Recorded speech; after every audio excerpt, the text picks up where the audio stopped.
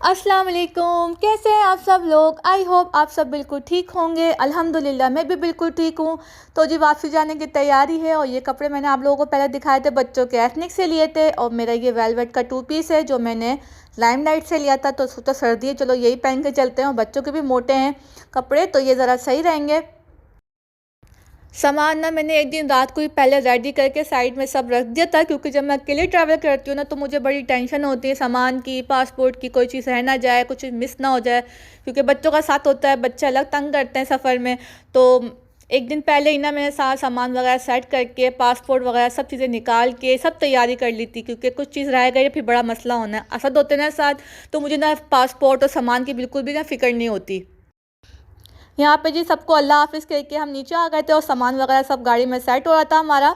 और मुझे एयरपोर्ट छोड़ने जो है मेरी सास और देवर जा रहे थे, वही जाते हैं और वही आते हैं लेने हमेशा। और यहाँ पे सामिया का मुंह देखें, सामिया रो धो के बैठी है और शांजू ये रही, उसके ज़रा कपड़े चेंज हो गए, इसका भी किस्सा मैं आपको सुनाती हूँ।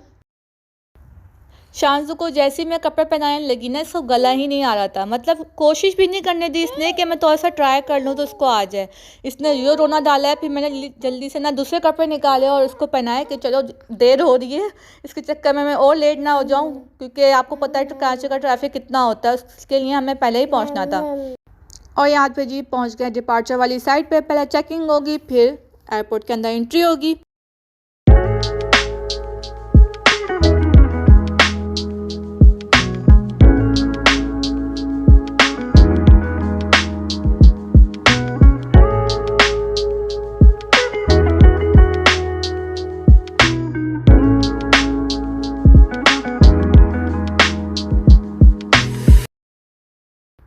और जी यहाँ अल्हम्दुलिल्लाह हम पहुँच गए एयरपोर्ट डिपार्चर पे।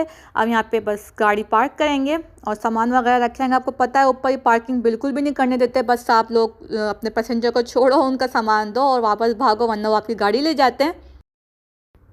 यहाँ जी मैंने पोर्टर हायर कर लिया था क्योंकि सामान की वजह से, और शांजू जो है वो रो भी रही थी, तो मैंने सोचा कि पोर्टर ही सही रहेगा, मैं सामान एक हाथ से ट्रॉली चलाऊँ, सामान भी उठाऊँ और शांजू को भी उठाऊँ, तो पोर्टर कर लेते हैं ताकि वो सामान क्लियर वगैरह भी करवा देते हैं, आगे जाके तरह आसानी हो जाती है।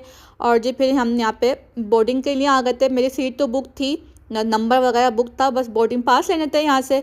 और एयरपोर्ट इतना खाली था, मैं समझी कोई फ़्लाइट वगैरह ही नहीं है आज, लेकिन आगे जाके आपको पता चलेगा क्या था हुआ हमारे साथ सीन।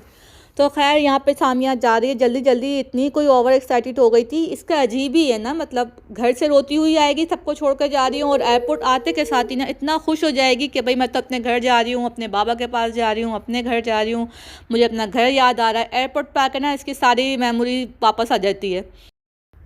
ये कराची एयरपोर्ट की ड्यूटी फ्री है। यहाँ पे ना ये सारे प्लेन के ना डमीज रखी हुई थी, तो मैंने सोचा चलें थोड़ी सी वीडियो रिकॉर्ड करूँ। वैसे मैंने कभी पहले इतनी गौर से नहीं देखा, इस दफ़ा जो है थोड़ा सा टाइम भी था मेरे पास, क्योंकि मैं जल्दी आ गई थी और एयरपोर्ट भी खाली था इस दफ़ा, तो सोचा चलो थोड़ी सी ना व्लॉग बनाते हैं, आप लोगों को भी दिखाते हैं कि यहाँ सारे प्लेन वगैरह रखे थे। सामिया बड़ा खुश होकर देख रही थी कि ये वाला है, ये वहाँ का है, ये वहाँ का है, तो बड़ा खुश हो रही थी। और जी यहाँ पे अब मैं जा रही थी लाउंज में बैठने, क्योंकि काफ़ी टाइम था मेरे पास, तो मैंने सोचा चलो लाउंज में बैठ कर थोड़ा सा खाते पीते हैं, थोड़ा बच्चों को भी रिलैक्स करवाते हैं, फिर आराम से जाएंगे गेट के पास। और यहाँ जी रहमत शीरी आया तो मुझे इतना दिल चाह रहा था कि मैं असद के लिए ना गाजर का हलवा लूँ, लेकिन मैंने सोचा मैं सामान उठाऊँगी, बच्चे उठाऊँगी या गाजर का हलवा उठाऊँगी, और फिर वो जो मैंने सोचा ना बहुत अच्छा सोचा जो मैंने नहीं लिया। आगे फिर बड़ा मसला हुआ मेरे साथ, तो अच्छा ही हुआ मैंने नहीं लिया। अब मैं लाउंज में जाके बैठती हूँ, कुछ खाती पीती हूँ, आप लोगों को भी दिखाते हैं क्या खाया पिया। लाउंज में ना हम लोग बैक साइड पे जाके आराम से चिल होके बैठते हैं, क्योंकि फ्रंट पे ना लोग आते जाते रहते हैं तो सामना होता है। पीछे जाके ना आराम से वहीं वॉशरूम वगैरह बच्चों को भी ले जाने में इजी होता है, मस्जिद भी है पीछे, और ना ये सोफ़ा वगैरह लगे हुए हैं, चेयर नहीं है यहाँ पे, तो ना आराम से मतलब बच्चे बैठ जाते हैं, अगर थोड़ा लेट ना हो तो लेट भी जाते हैं आराम से। पहले ना मैंने सामिया को भेज दिया था कि बेटा आप जाके कुछ ले आओ, तो वो ले आई थी, फिर मैं आई थी शांजू को मोबाइल लगा के ना सामिया के पास बिठा के, तो मैंने सोचा मैं लेके आ जाऊँ। मैंने शांजू के लिए यहाँ से सैंडविच लिया, मैंने कहा थोड़ा ब्रेड है सॉफ्ट होगा ना तो वो आराम से खा लेगी, तो मैंने सोचा पहले एक लेके ट्राई करती हूँ, उसको अच्छा लगेगा ना खा लेगी तो फिर मैं और ले लूँगी, क्योंकि वेस्ट तो करना ही नहीं होता चीज़ें, तो इसलिए ना मैंने एक सैंडविच लिया, मैंने कहा ख़त्म हो जाएगा फिर ले लेंगे। और मैंने यहाँ से लिए जी रोल। ये छोटे छोटे से रोल होते हैं, इतने मज़े के होते हैं, मैं हमेशा खाती हूँ ये वाले रोल, तो बहुत मज़े के होते हैं। मैंने 2-3 ले लिए थे कि चलो सामने ने भी खाना होगा तो वो खा लेगी, क्योंकि वो सिर्फ ना केक लेके गई थी और चीटोस वगैरह लेके गई थी, उल्टी चीज़ें लेके गई थी, मतलब ना काम वाली चीज़ें तो उसने कभी खानी ही नहीं होती। तो मैंने एक पैटीज लिया और ये 2 जो हैं समोसे लिए, और ये रही मेरी प्लेट। मैं आपको दिखाती हूँ, ये देखें प्लेट तैयार हो गई। अब चलते हैं सामिया के पास। इस टाइम ना यहाँ पे कोई था भी नहीं लाउंज में। सारे जो आते हैं ना वो फ्रंट पे बैठ के वहाँ से चले जाते हैं, या बैक साइड पे ना कम लोग आते हैं जिनको स्मोकिंग वगैरह करनी होती है ना। पीछे कैबिन बना हुआ है तो वो आराम से यहाँ पे स्मोकिंग वगैरह कर लेते हैं पीछे कैबिन में जाके। तो यहाँ पे ना कम लोग होते हैं, तो इसलिए मैं आराम से यहाँ बैठी हुई थी, ताकि बच्चे भी आराम से ना रिलैक्स होकर सामने देखें। आप पैर ऊपर करके मतलब चिल करके बैठी हुई है, और ये आराम से अपना टैबलेट देख रही थी। शांजू को मैंने मोबाइल वगैरह लगा देता। उसके बाद यहाँ पे घूमने निकल गई थी। जो खाया पिया था ना उसको हजम भी तो करना था मैडम ने, तो ये पूरे लाउंज का जायज़ा ले रही हैं कि कैसा है कैसा नहीं है, क्योंकि इनके जायज़ा ले बगैर तो कोई चीज़ अप्रूफ नहीं होती। आराम से ये ना अपनी मस्तियाँ कर रही थी। यहाँ पे मैंने इसको खुला छोड़ दिया ताकि ये थोड़ा चले फिरे, क्योंकि फिर प्लेन में बैठना होता है, बच्चे ना फिर उकता जाते हैं बैठे बैठे भी, इसलिए मैंने इसको रिलैक्स छोड़ दिया था। सामने ये आपका बेड है बेटा, आप इतने मज़े से लेटी हुई हैं यहाँ पे। हाँ बहुत मज़े आ रहे हैं। Are you happy? You are going back to home. Flight के टाइम से ना 45 मिनट्स पहले मैं यहाँ से निकल गई थी। मैंने तब टाइम सेट करके रखा हुआ था कि 45 मिनट्स पहले मैं यहाँ से निकल जाऊँगी, क्योंकि 10-15 मिनट जाने में लगेंगे और फिर वहाँ पहुँचे तो फिर वो लाइन लगी होती है अंदर प्लेन में जाने के लिए। मैंने कहा ये बिल्कुल ठीक रहेगा। तो यहाँ से मैं निकल गई थी बच्चों को लेके, और ये पूरा एयरपोर्ट देखें, ऐसा लग रहा है कि यार एयरपोर्ट पर कोई फ़्लाइट ही नहीं है। मतलब बिल्कुल सुकून आराम से ना, मतलब लोग 2-4 लोग ही दिख रहे थे, तो ऐसा लगा था कोई है ही नहीं आज एयरपोर्ट पे। तो देखेंगे गोद में चढ़ी हुई है, स्ट्रॉलर बस नाम के लिए है, सामान रखने के लिए, और शांजू ने जो है ना वो अम्मा की गोद में चढ़ना होता है। शांजू नहीं करो। जब मैं यहाँ गेट के पास आई ना तो यहाँ पे अच्छा खासा रश था, मतलब 2-3 फ्लाइट्स थी जाने के लिए, लेकिन पता नहीं क्यों उस साइड पर रश नहीं था। खैर मैं तो आराम से बैठ के आ गई थी। और जब मैं यहाँ आई ना तो यहाँ पे काउंटर पर रश लगा हुआ था, जो काउंटर नंबर हमें बताया था, गेट नंबर ना, वहाँ पे रश था। मैंने कहा चलो होगा, ऐसे लोग खड़े हुए होंगे। पहले तो मैं जाके आराम से ना चिल मार के बैठ गई। फिर मुझे पता चला जी निम्रा मैडम आपकी फ़्लाइट तो 4 घंटे डिले हो गई है। जो मुझे शौक लगा है भाई सुन के, क्योंकि मतलब सारी टाइमिंग आउट, शानजे की सोने की टाइमिंग आउट, मतलब सब कुछ ना, मतलब अजीब ही सिस्टम हो गया। फिर खैर फिर उन्होंने 2 घंटे बाद ना हमें ये मील दी, जो मैं खोल रही हूँ। चिकन और फ्राइज़ वगैरह थे बिल्कुल फीके से।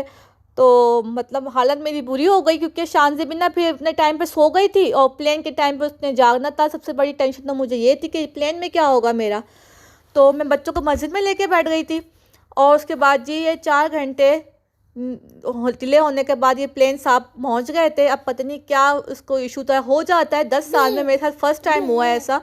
तो खैर कभी हो जाता है, फ़्लाइट में भी कोई मसले हो जाते हैं, किसी न किसी इशू की वजह से ही डिले हुई होगी। लेकिन लोगों ने ना वहाँ पे भाई तबाही मचाई हुई थी शोर कर करके, कि जिससे उन बेचारों की गलती हो।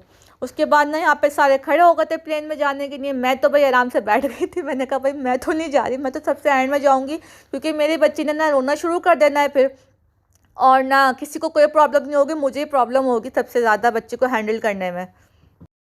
यहाँ पे मेरे साथ ना एक और फैमिली थी, उनके साथ भी बच्चे थे, तो वो भी मेरे साथ आराम से यहाँ बैठी हुई थी। हमने कहा हम दोनों एंड में ही जाएंगे, ताकि जाएं थोड़ी देर बाद प्लेन उड़ जाए, क्योंकि फिर बच्चों ने रोना धोना शुरू कर देना है। अभी यहाँ पे देखें आराम से भाग दौड़ रहे हैं, खेल रहे हैं, और फिर वहाँ जब कंजस्टेड सीट होती है तो बच्चे ने फिर रोना है कि शांजू ने तो स्पेशली, क्योंकि उसको निकल के भागना होता है, सुकून से बैठना नहीं होता।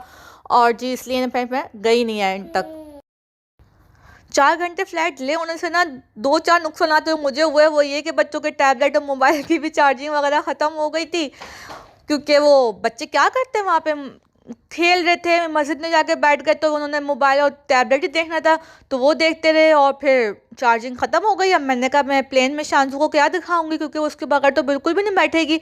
उसका अपना मोबाइल की चार्जिंग भी ऑफ हो गई थी, तो मैंने अपना मोबाइल की थोड़ी सी ना बैटरी सेव करके रखी, ताकि ना मैं शांजू को दिखा सकूं। और ना व्लॉग मैंने तो कम बनाया और शांजू के लिए मैंने ना ज़्यादा रखी। और फिर फाइनली हम लोग प्लेन में आके बैठ गए थे।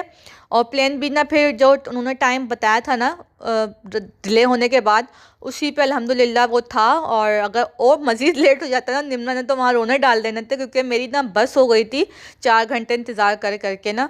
बच्चों के साथ ना बड़ा मसला हो जाता है, छोटे बच्चों के साथ। सामिया तो बड़ी है माशाल्लाह, लेकिन शांजू छोटी है ना, और लेटने की प्रॉपर जगह नहीं, गोद में बच्चे फिर आपको पता है टेढ़े मेढ़े होकर सो रहे होते हैं, इसकी वजह से सोने के काफ़ी मसले हैं। फिर अल्हम्दुलिल्लाह जी फ़्लाइट हमारी उड़ गई थी टाइम से, जो उन्होंने दूसरा टाइम बताया था उससे, अल्लाह का शुक्र है। और जी मैंने फिर उसके बाद कोई व्लॉग शूट नहीं किया, क्योंकि 2 घंटे ना मेरी बच्ची के पास था मेरा मोबाइल। मैं उसको ऑन एंड ऑफ करके दे जा रही थी कि ताकि बिल्कुल चार्जिंग ख़त्म ना हो जाए, क्योंकि एयरपोर्ट पर उतर के मैंने सबको भी कॉल करनी थी, उनकी भी कॉल आनी थी या मैंने भी करनी थी। तो इसलिए ना फिर मैंने उसको ऑन एंड ऑफ दिए जा रही थी, कभी रो रही थी वो तो फिर दोबारा देना पड़ता था। और जी अल्लाह का शुक्र है, ये दुबई की लाइट्स नज़र आना शुरू हो गई थी अल्हम्दुलिल्लाह। हम लोग पहुंच गए थे और यहाँ पे सामिया भी सो गई थी। मैंने उसको भी उठाया कि बेटा आ गया एयरपोर्ट, अब उठ जाओ। और ये अल्हम्दुलिल्लाह साथ खरीद कर हमारा प्लेन लैंड हो गया था। और ये दुबई एयरपोर्ट पे हम पहुंच गए थे। अब थोड़ा हमें चलना था, थोड़ा नहीं अच्छा खासा चलना था। टर्मिनल 1 काफ़ी बड़ा है और बैग भी उठाने थे खुद ही, क्योंकि स्ट्रॉलर हमें फिर सामान के साथ ही हमारा स्ट्रॉलर आना था। तो एक बैग सामिया ने उठाया हुआ था, ये छोटा वाला पिंक, और बड़ा वाला पिंक बैग मैंने, और शांसू को भी मैंने उठाया हुआ था। तो कंधे मेरे ना अलग टूट गए थे सामान उठा के, और थकन से ज़्यादा हो गए थे। सामान तो मैं उठा लेती हूँ, बच्चे भी संभाल लेती हूँ, लेकिन जो वो फ़्लाइट डिले हुई ना उसके साथ ना बड़ा मसला हो गया। फिर तब थकन हो गई ज़्यादा ना एक्स्ट्रा, इसलिए।